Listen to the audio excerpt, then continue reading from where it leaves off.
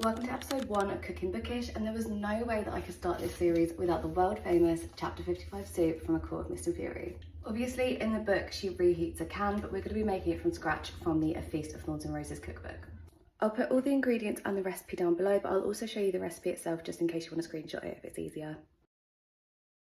I'm just going to prep the vegetables and then put it in a bowl separately so we can use it for later, but the best tip that I've ever received for when you're cutting onions to avoid you from crying is if you get a wet paper towel and put it next to the onion. I think when we cut the onion it releases an enzyme that's attracted to moisture, which is why your eyes are burning, and that's why we get like that sensation.